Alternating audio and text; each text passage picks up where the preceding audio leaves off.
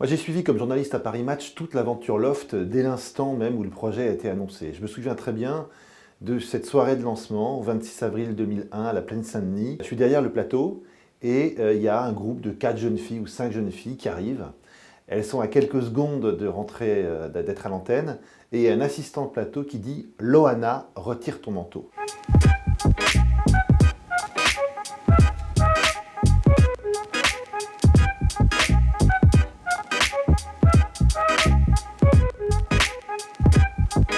Je n'avais jamais entendu prononcer ce prénom Loana, et la dite Loana, qui avait un grand manteau en veau retourné qui lui descendait quasiment jusqu'aux chevilles, retire son manteau, et je vois une robe bleu clair, très courte, qui l'habille, si on peut dire l'habiller, et Loana, quelques secondes plus tard, donc, entre dans la lumière. Et je me suis dit, à cet instant, je garde ce souvenir en tête très précisément, quelque chose est en train de changer à la télévision.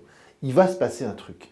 Je ne me doutais pas de la piscine quelques jours plus tard, je ne me doutais pas de tous les rebondissements qu'on verra, mais cette seule et simple image de voir ces 5 jeunes filles au look très étudié être précipitées dans la fosse au lion est quelque chose qui m'a durablement marqué et qui en plus a montré que la télévision avait opéré un virage très intéressant et qui fera beaucoup parler ce jour-là, 26 avril 2001.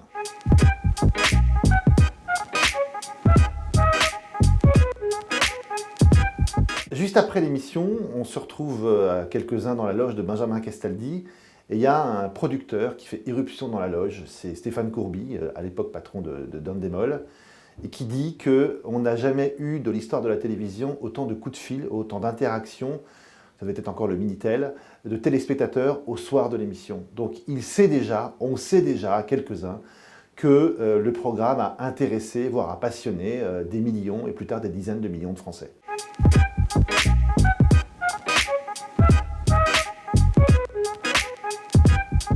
La fin du Loft, de mémoire, ça doit être le 4 ou le 5 juillet de cette même année 2001. Et à partir de la mi-juin, Endemol, SIPA qui avait le droit aux images, et puis un certain nombre d'avocats des lofters ont commencé à monnayer les images de la sortie. Et à Match, on se dit, bah, tiens, il faut qu'on fasse un truc un peu exceptionnel. Et il nous vient à l'esprit, à l'idée, d'affréter le Phocéa, ancien bateau de Bernard Tapie, qui à l'époque appartient à Mouna Ayoub, qui était donc ancré au large de la Crète.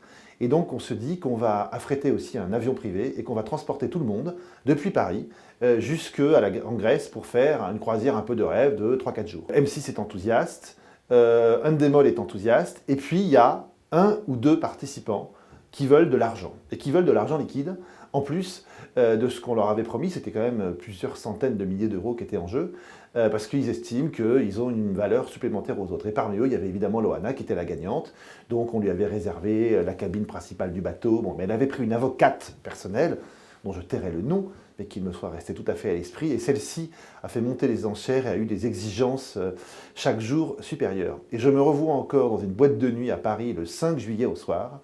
Nous discutions avec Nicolas Taverneau, qui était donc le patron d'M6, et Axel Duroux, qui était le patron d'Endemol, et on discutait entre nous pour savoir comment on allait convaincre Loana et son avocate d'accepter.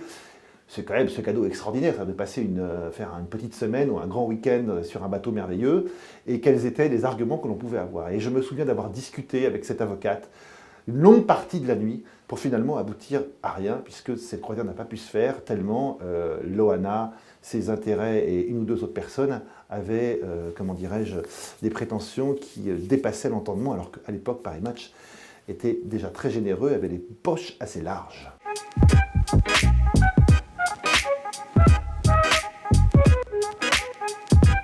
Du mois d'avril au mois de juillet et bien au-delà, on n'a parlé quasiment que de Love Story partout. Je me souviens de couvertures, 3 ou 4 couvertures du Monde la même semaine.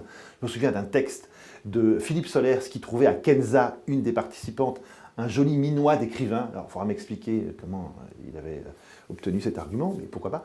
Dominique Baudis, qui était patron du CSA aussi, avait multiplié les avertissements, les mises en garde, les textes pour qu'on fasse attention à respecter les libertés des uns et des autres.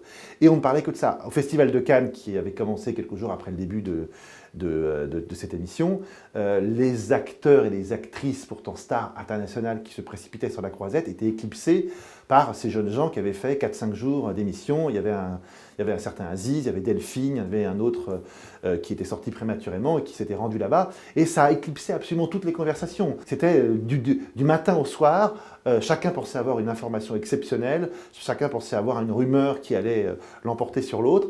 Et la France a vécu pendant 3 mois, 4 mois au rythme de cette émission hors norme, qui était la première émission de télé-réalité d'enfermement, qui a fait couler beaucoup d'encre et qui a révélé beaucoup de choses. Moi, je pense, avec le recul, 20 ans plus tard, que beaucoup de parents ont découvert que leurs enfants, qu'ils croyaient bien élevés, qu'ils pensaient parlant un français à peu près correct, voire châtié, ils ont découvert que quand ils étaient ensemble, en milieu clos, sans le regard des parents, ils avaient des conversations absolument ineptes, parlaient un français plus qu'approximatif et faisaient montre d'une culture très très très limitée. Et je pense que ça a aussi été un traumatisme pour les adultes et pour les parents que de voir leurs enfants et leurs adolescents dans de telles situations.